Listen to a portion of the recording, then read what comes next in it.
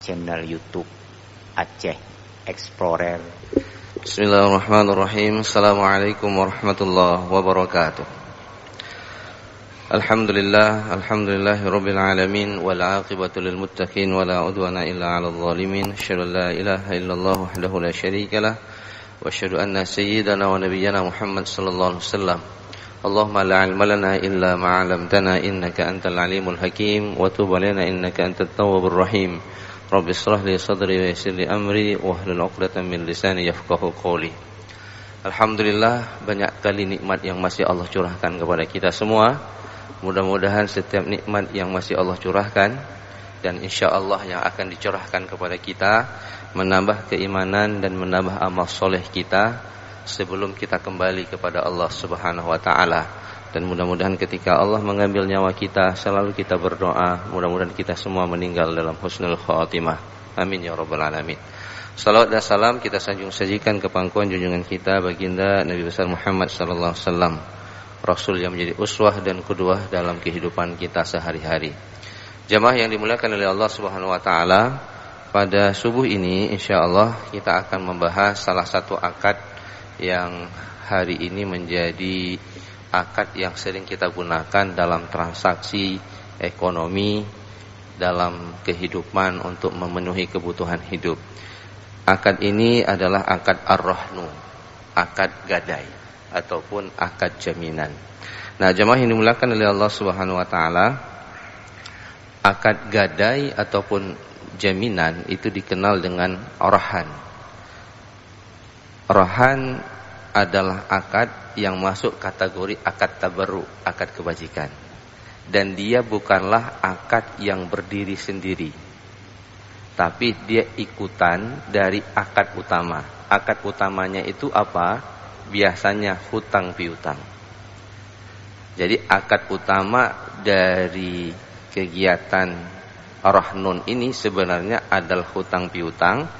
Tapi karena kita yakin ataupun kita ragu dia tidak mampu membayar hutang kita, maka kita mengikatnya dengan anggunan ataupun jaminan.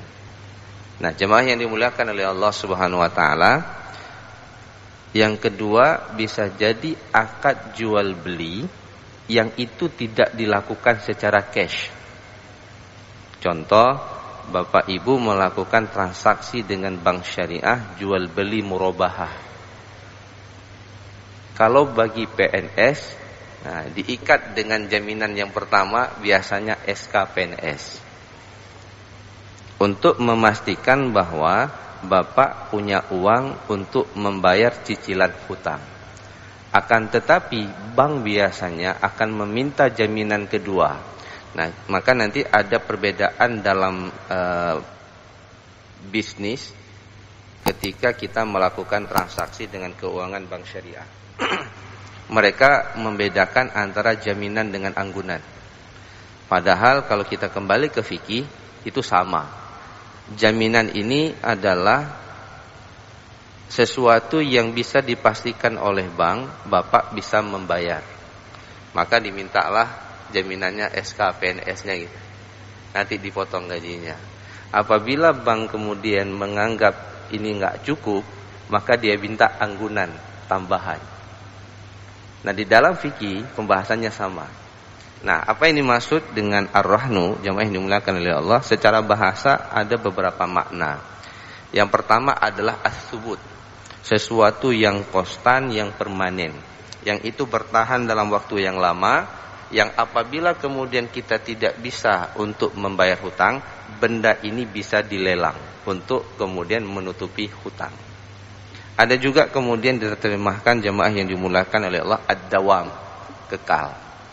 Nah, saya coba membagi jemaah yang dimuliakan oleh Allah dari kitab ini, pembahasannya cukup panjang di antara para ulama. Saya ngambil dua saja, perbedaan Imam Hanafi dengan Imam Syafi'i. Imam Hanafi mengatakan bahwa yang dimaksud dengan ar-rahnu dalam kitab Al-Mabsut, habsu syai'in bihaqqin yumkinu istifa'uhu minhu. Menahan sesuatu dengan sesungguhnya bihaqqin. Jadi yang ditahan itu adalah barangnya. Sesuatu yang diyakini, barang yang bisa menutupi hutang ketika kita tidak mampu untuk membayarnya. Jadi Imam Hanafi menggunakan syai'in bihaqqin. Jadi sesuatu itu yang dipegang. Sesuatu itu barang yang bisa dipastikan ketika bapak tidak mampu membayar hutang saya, maka nanti barang ini saya jual untuk menutupi hutang saya. Sedangkan Imam Syafi'i, beliau menerjemahkan, memaknai rahnun itu ja'lu ainin wasiqatan bidainin yustawfa minha inda ta'azzuri wafaihi, yaitu menjadikan benda sebagai jaminan atas hutang yang akan dijadikan alat bayar hutang tersebut jika orang yang berhutang gagal dalam membayar hutangnya. Jadi beliau menggunakan ainin wasiqatan, jadi benda yang diyakini. Nah, disinilah kemudian berbeda di Imam Hanafi. Ketika bapak mengambil hutang, lalu kemudian dia minta jaminan, Imam Hanafi itu mewajibkan barang marhun, barang jaminan itu harus bisa dikuasai, berbentuk dia. Misalnya bapak datang ke penggadaian syariah, yang bapak gadai itu emas, bapak taruh emas, emasnya itu dipegang. Tapi Imam Syafi'i membagi kepada dua, boleh bendanya ataupun yang kedua boleh suratnya saja. Wasiqat syai'in ainin wasiqatan, sesuatu yang diyakini. Itu yang kemudian dikenal dengan jaminan fidusia. Nah, di dalam fikih itu disebut dengan rahan tasjili. Jadi yang dipegang bukan barangnya, tapi yang dipegang suratnya. Jadi ketika bapak ngambil pembiayaan di bank syariah, itu bapak tidak diambil tanahnya, yang diminta sertifikat hak miliknya mana, itu yang dipegang. Bapak mobil tetap pakai BPKB-nya. Sehingga nih kalau pinjol-pinjol ini yang sesat ini Pak, itu ketika di SMS kita, maukah bapak menyekolahkan BPKB? BPKB disekolahin, maksudnya kasih tuh BPKB, kami kasih uang hutang kepada bapak. Nah, ini bapak ibu yang dimuliakan Allah, perbedaan antara Imam Syafi'i dengan Imam Hanafi. Jadi Imam Hanafi marhun, barang jaminan itu harus berbentuk. Sedangkan Imam Syafi'i dia dibagi dua, boleh barangnya, boleh sesuatu yang diyakini dia tidak akan jual barang itu. Apa yang kita tahan? Suratnya. Nah, jemaah yang dimuliakan oleh Allah, apa dalilnya? Di dalam Al-Quran Allah Subhanahu wa ta'ala menjelaskan di dalam surah Al-Baqarah ayat 283, wa in kuntum ala safarin walam tajidu katiban farihanun maqbudah. Allah Subhanahu wa ta'ala mengatakan, jika kamu dalam perjalanan, kamu tidak mendapati seorang penulis katiban yang akan menulis transaksi hutang piutang, maka kemudian Allah mengatakan farihanun maqbudah, hendaknya ada barang jaminan yang dikuasai. Makanya yang dikuasai ini ada dua, ada barangnya yang dikuasai, ada suratnya. Nah, jemaah yang dimuliakan oleh Allah, ini kemudian menjadi landasan kepada kita bahwa berhutang, kalau kita dalam ayat ini 282, 283, kalau kita berhutang, kalau kita saling percaya, tidak perlu pun ditulis, tidak perlu pun kita minta jaminan. Tapi perlu menulis, itu hukumnya sunan, supaya ada bukti kalau kita meninggal dunia, ahli waris kita tahu untuk menyelesaikan hutang orang tuanya. Tapi kemudian lebih jauh lagi, ini kita nggak ada yang tulis, kemudian kita dalam perjalanan, Anda butuh uang, farihanun maqbudah, ada barang yang dijadikan jaminan untuk membayar hutang. Dan ternyata jamaah yang dimuliakan oleh Allah Subhanahu wa taala, perbuatan ini dilakukan oleh Rasulullah sallallahu alaihi wasallam. Jadi ini bukan perkara baru. Di dalam banyak hadis, saya ambil dua hadis saja.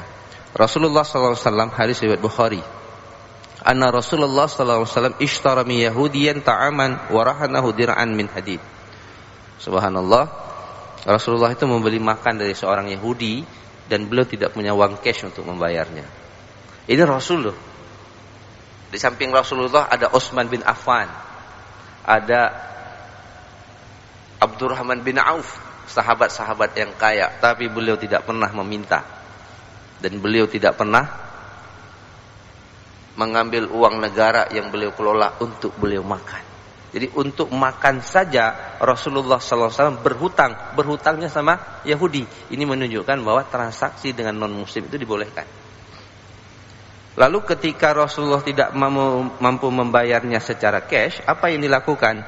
Warahanahu dir'an min hadid. Rasulullah SAW menjadikan baju besinya sebagai anggunan, dijaminkan. Di dalam hadis yang lain, ishtara Rasulullah sallallahu alaihi wasallam min yahudiyan ta'aman binasi'atin warahanahu dir'an. Rasulullah sallallahu alaihi wasallam memberi makan dari seorang Yahudi secara tidak tunai dengan menggadaikan baju perang beliau. Jadi jemaah yang dimuliakan oleh Allah Subhanahu wa taala, perbuatan ini dilakukan oleh Rasulullah untuk memenuhi kebutuhan hidup. Jadi hutang piutang hukumnya boleh, tapi membayar hutang hukumnya wajib. Kalau bapak tidak yakin hutang itu mampu dibayar, kita bisa minta tambahan anggunan jaminan, supaya ketika dia tidak mampu membayar hutangnya, kita bisa menjual jaminan itu untuk menutupi hutang kita. Apa rukunnya? Jemaah yang dimuliakan oleh Allah Subhanahu wa taala, yang pertama adalah rahin, orang yang memiliki hutang, yang menjadikan barang miliknya sebagai anggunan. Rahin ini orang yang meminta hutang. Kemudian murtahin, pihak yang meminjamkan uangnya. Marhun itu barangnya. Lalu jemaah yang dimuliakan oleh Allah, ada akad yang kemudian dilakukan. Nah, jemaah yang dimuliakan oleh Allah Subhanahu wa taala, yang banyak terjadi di dalam masyarakat, yang ini minggu depan insyaallah kita akan bahas dengan lebih panjang, adalah ketika barang jaminan ini dianggunkan, maka barang jaminan ini dipakai sama si murtahin, sama yang memberi hutang. Pertanyaannya, boleh atau tidak? Hukumnya haram. Ini yang banyak terjadi. Jadi hutang piutang, bapak butuh uang, ada umong, ada sawah. Lalu bapak sawah ini bapak gadaikan. Nah, gadai bapak kasih sama si murtahin, orang yang kasih hutang. Lalu kemudian si murtahin menggarap sawah tersebut. Bapak tidak punya lagi nih sumber pendapatan, tidak sanggup bayar, nanti bapak meninggal, tanah itu diambil sama si murtahin dan diwarisi kepada anak istrinya. Dia mengambil keuntungan dari sawah padi yang digarapnya, hukumnya menjadi haram. Karena Rasulullah mengatakan, kullu qardin jara manfa'ah fahuwa riba. Setiap transaksi hutang piutang yang engkau mengambil manfaat dari hutang tersebut, maka dia riba. Apa manfaatnya? Barang itu dimanfaatkan, diambil. Contoh sederhana, contoh lain. Bapak punya kendaraan, ketemu sama kawan, Ustaz Mahdi, saya perlu uang nih, ada mobil, saya kasih ke bapak, pinjam uang dong 20 juta. Nah, kan dikasih 20 juta nih, oke. Mobilnya kemana? Bapak pakai aja. Dia pakai, direntalin pak. Dapat untung kan? Keuntungan itu haram pak, itu riba.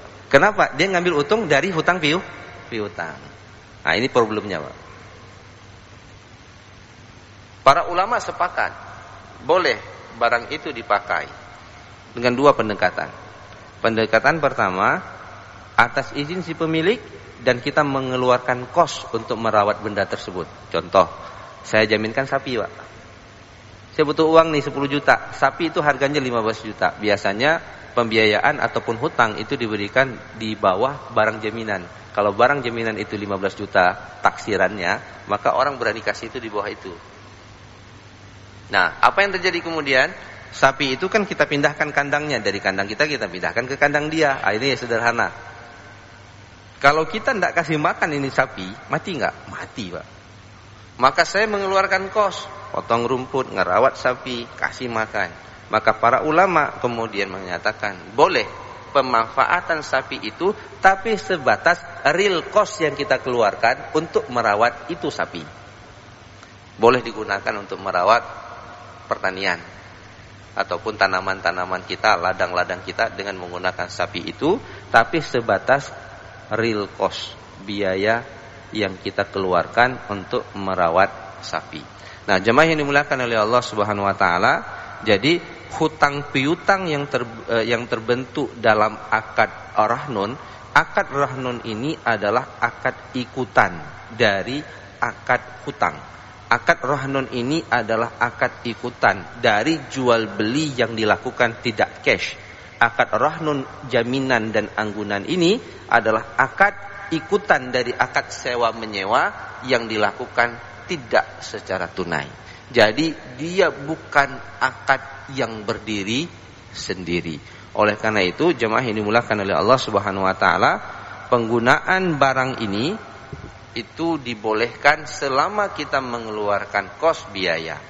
Itu yang pertama. Yang kedua, boleh kita menggunakannya tapi akadnya diubah, jangan dijadikan akad jaminan. Jadi misalnya begini, kita mau pakai akad apa nih? Bapak butuh uang nih 20 juta. Nah, Bapak punya jaminannya sawah. Nah, kalau saya ambil sawah itu sebagai jaminan, Bapak nggak punya sumber usaha untuk menutup hutang saya. Jadi gini saja, Pak.